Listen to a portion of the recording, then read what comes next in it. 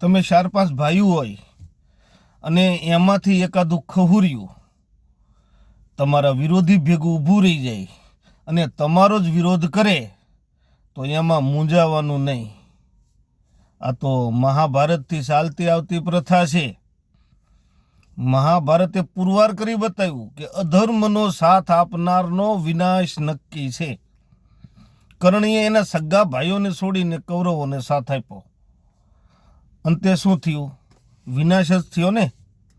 એવી જ રીતે તમારો ન્યાય હશે, તમે સત્યથી લડતા હશો તો ભગવાન તમારો સારથી હશે.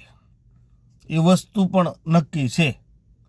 તો આમાં આપણામાંથી, આપણા જ ભાઈઓમાંથી એકાદું ખહુર્યું આપણા વિરોધીની ભેગું ભળી જાય કે આપણા વિરોધીને સાથ આપે અને આપણો વિરોધ કરે તો એમાં મૂંઝાવાની જરૂર નથી દોસ્ત.